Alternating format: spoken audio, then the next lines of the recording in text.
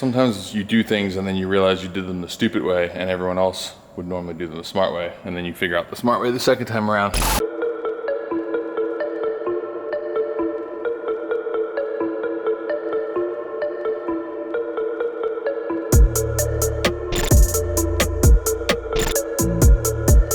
Scotto actually came in and worked on this weekend because it used to be here.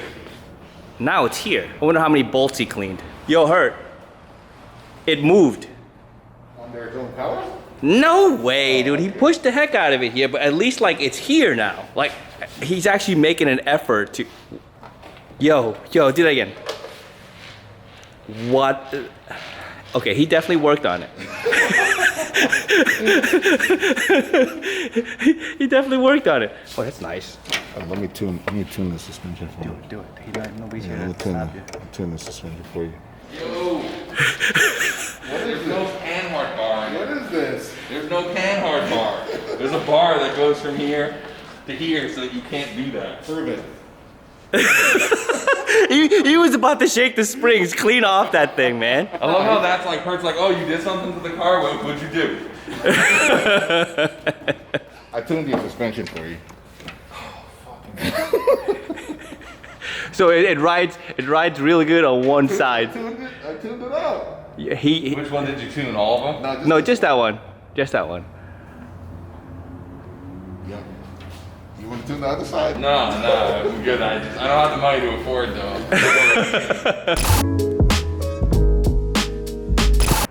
All right, so it's Saturday here at 621, which means there's no one here, but it's also hot as hell, which is gonna make it a fun day.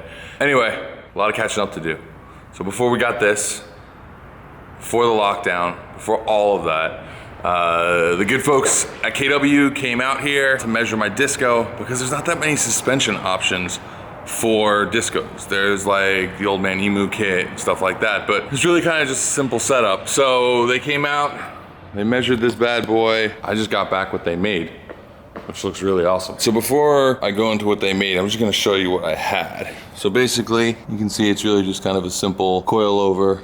And when I say coil over, I mean the most basic sense. Coil actually over strut. There's these kind of strut towers that mount to the frame and come up to this style top and bottom fitment. So I got a bunch of parts from a bunch of different places that actually allow me to convert this to kind of more of an eyelet design. So this is what the tower looks like. This is what the stock one looks like. And then for the rears, sort of the same setup. As you can see, this side's actually held on still with a strap because they took those parts out, haven't put them back in yet. And you can see on this side, there's an old Fox strut there. I think that's a 2.0. So anyway, that's what was there. Let's take a look at all the new parts because it's not just stuff from KW. So these are the awesome shock struts that folks over at KW made for me.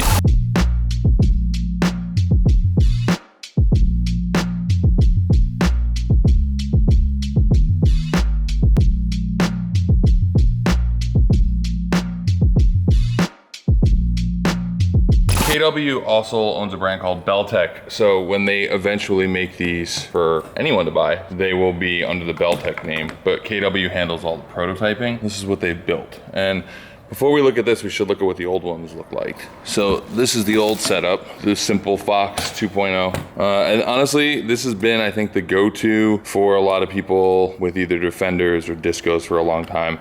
It's what I see most people running. I mean, it works, it's great. Wanted to have something that was adjustable, we dialed in a bit more. These are actually very similar to a KW V3. These are a two-way twin tube, very similar to how a regular V3 is. And it's also, I mean, it's kind of almost like a club sport level suspension. Hence the competition tag. Kind of overkill, but hey, why not? What else makes these different is the way they mount. So this is the factory style way to mount shocks on a disco. You'll see it's just a threaded rod. What I've switched over to is I've switched over to more of an eyelet pin style setup. What you'll see is I've got these strut towers or turrets, whatever you want to call them. This is the one by RTE. So RTE Fab makes this. They also make this, that. These are Terra Firma. Yeah, RTE is a cool brand that I discovered online. They just make a bunch of custom stuff for rovers. I actually have a set of radius arms for sale DM me if you need them. Anyway, let's get all of this onto this. And you might be asking, why jump ahead, right? Like I should finish the engine because that's what we started. And then midway through, pull the suspension off.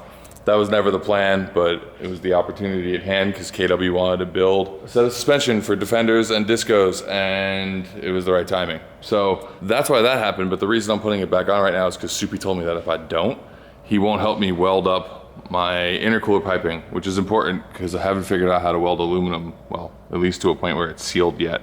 So, all right, let's get this thing an actual rollable vehicle so it's no longer using tie downs to hold the axle in place. Little things. Probably should play a little catch up. I realize I haven't worked on this vehicle in any meaningful sense in 2 years. So I bought this Rover probably like 6 or 7 years ago. It had a 4.6 swap already in it. Thing was great, ran as reliable as you would expect a Land Rover to run, let's be honest. British don't make the most reliable cars. Anyway, this thing started its life as a 3.9 V8. The previous owner swapped it to a 4.6. What's the difference between a 4.0 and a 4.6? Ashley and I used this for camping. It was a ton of fun. And then on one trip, we popped the 4.6. So we got an R2.8 Cummins swap. So the R2.8 is basically a swap engine. They sell it as a crate motor to swap into cars.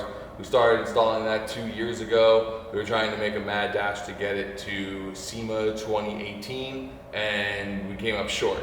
And then we kind of just stopped working on it. I don't really have a better excuse for that. But we had some issues. We had to pull the motor back out, put it back in a few times. There was a lot that had to go into it. At that point, no one had put this R2.8 into a disco with manual transmission that made sense. It's a Jeep NSG 370, and you know, we had to kind of figure that all out, make it fit. It was a lot, just putting all that together. So got the motor situated, fitted properly. It always sat a little crooked, and I wanted to fix that before we went further. So recently pulled it back out again, adjusted a few things, got it to sit dime straight. So pretty stoked on how that looks right now. Yeah, in the end, there's really not that much left to do.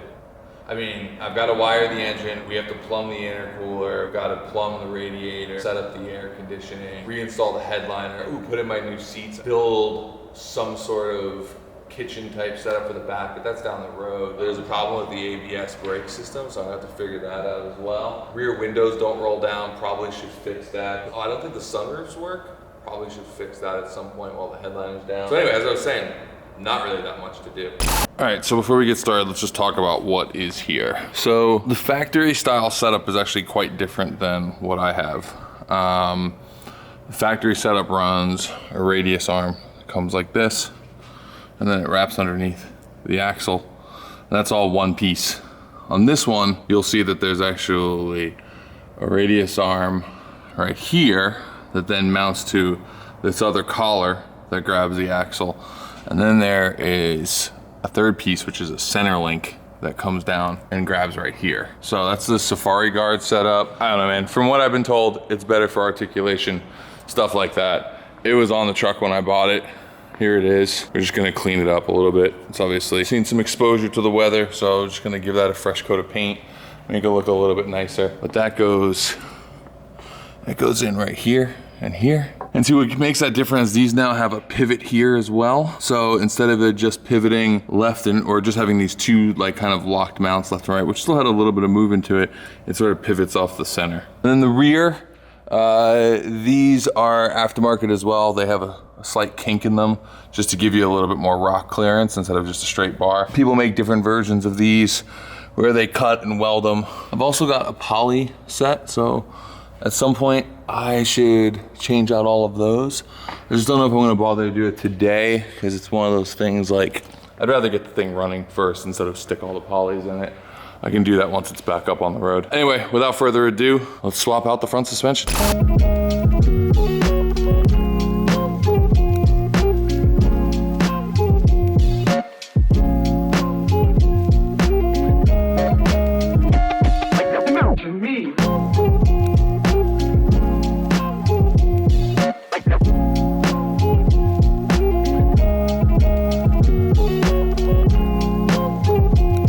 If you're thinking to yourself, every time I work on this, it gets further apart, you'd be right. Seems like I just keep taking this thing further apart. Took all the stuff out of there. It's over here now. I'm gonna clean it up because I hate putting dirty parts back in the cars with brand new parts. So clean it up, hit it with a fresh coat of paint just so it looks nice in there, and then let's reinstall it all.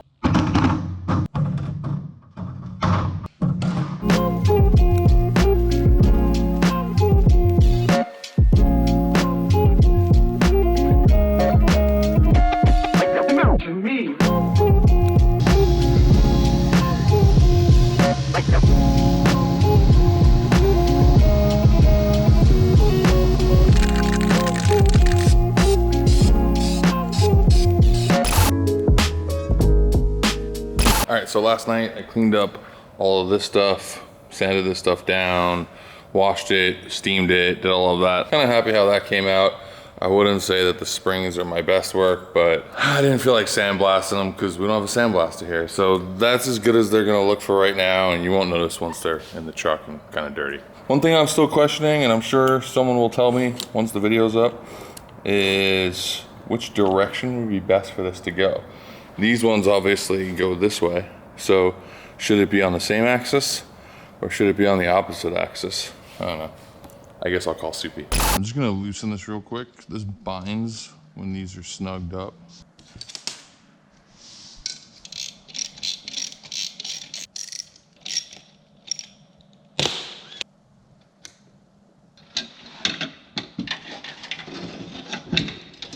I'll be honest, I don't know what side the open side should go to. I'm gonna put it to the outside. The old ones are closed top to bottom, so I don't think it really matters. I'll just do the open side so I can be a little bit more protected from external stuff. Sure.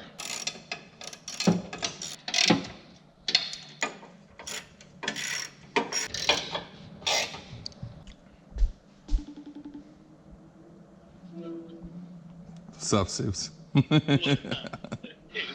Yo, I have a really simple question for you.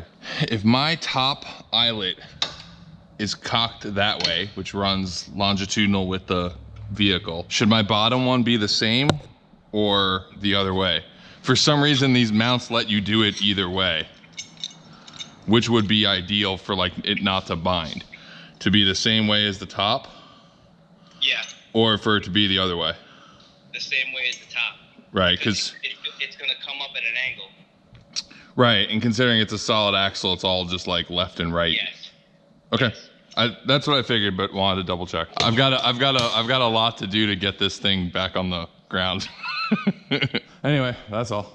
All right. See ya. Later.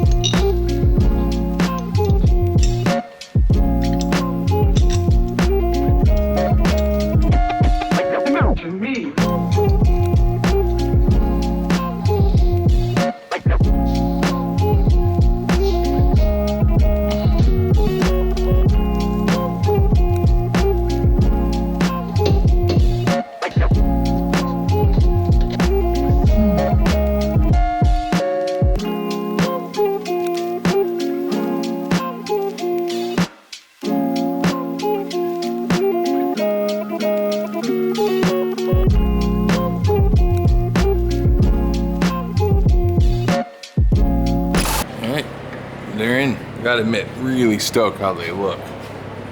It's also one of those things where they almost look out of place. I'll be honest, I don't think Rover has seen this much technology since Sully Hall got an electric tea kettle. One thing that's nice too is because these are an inverted tube, you actually have the shaft up top less likely to get dirty than sitting all the way down here. It's a little more protected that way. I also kind of like how that looks a lot better. All right, so the front is done in terms of putting the suspension back on. Now I need to make a new panhard bar to go from here to here, and I'm gonna need to make a new drag link to go from here to here. But I don't have the parts to do that right now, so let's move to the back. All right, so out back, the setup's a little different. So instead of being coil over strut, it sits to the side. So need to remove the last Fox 2.0 that's in here. But one of the other things we're gonna change is the mount. So The new terra firma mount that we have actually lowers the position for the top of the strut mount, which basically gives you more articulation, especially when sway bar is disconnected. So you'll see on this one, on my car, we actually have a sway bar disconnect, which allows you to get a lot more articulation out of the rear axle, but you can easily snap it back together for driving on the highway. I also would like to service these bushings. They look like they're old poly bushings. They're from the previous owner, so I really have no idea how much wear they've got in them. I've got a kit to do that. And I've also got the cone to go on the bottom of the springs. One thing you'll see too is I've already have aftermarket bump stops. All right, time to get after it. All right, so here you can see them side by side. That being the stock unit, that being the piece from terra firma. And you can see it just lowers the mount. Looks like about 2.5 inches. So that way your shock will actually drop lower, which will allow for more droop, which will allow for more articulation. So anyway, gonna change that one over real quick. Add the lower mounts, throw those in, we should be good to go.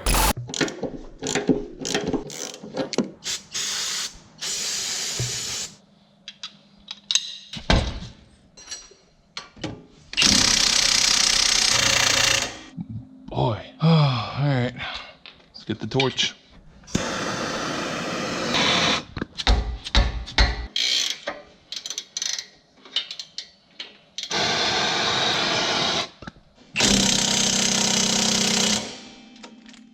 It's like the thing's welded on. All right, I used fire, I used impact wrenches, I used hammers, I used pry bars, I used an assortment of all the parts you see on here.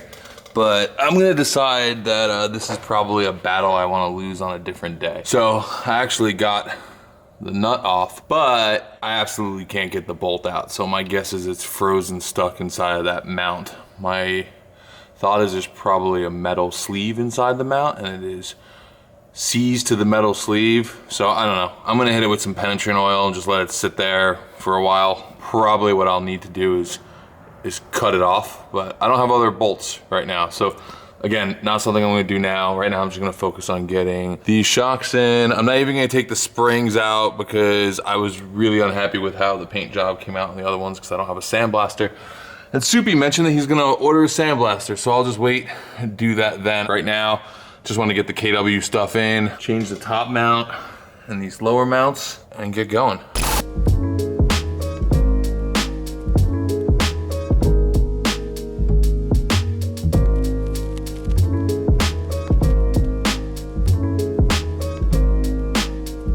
Well, the old rule of the later you work, the harder things get is starting to happen.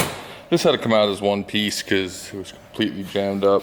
But you can see by like how crusty that gets and how like built up that is and also how screwed up all the threads are. You can see why I prefer having the pin style than this threaded style. Anyway, I also noticed that the threads got mashed on this one. So luckily, for the first time ever, in Hoonigan history, we have a tap set where all the pieces are still here. Anyway, it's actually cool. It's like a gear wrench ratcheting system. Let's try it out.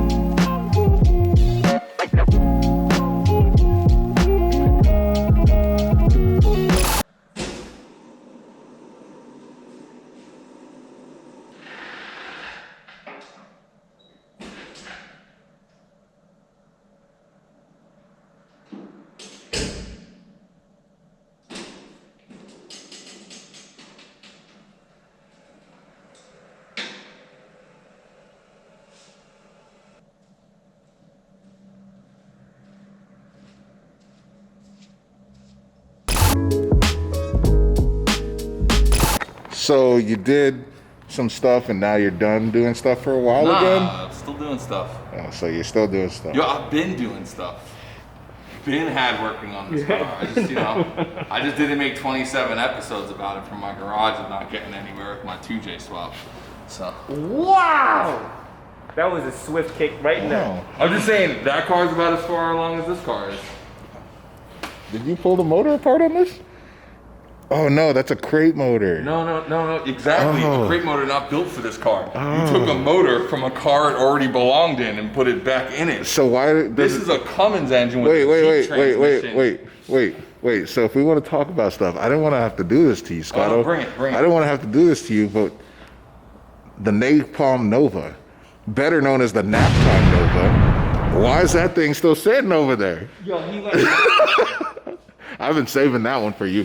I've been saving. Right in that back No, strap? you shot shots at me on Instagram the other day about my 240, and I was like, okay, I got some for you. Yeah.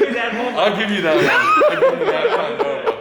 I'll give you that Nova. That's good. Yeah, so let's just be friends, okay? Let's not take shots. There's no need to take shots because we're petty. We're both petty people. We petty is. Yeah, petty so is so this could go on all day. Yeah, what's left to do? And this can't stay here very long, you know. Like it can't die here. That's why it's off the lift. I actually got everything done last night to get off the lift because you have to get like K-truck in here or something. We have to put K-truck back on the lift.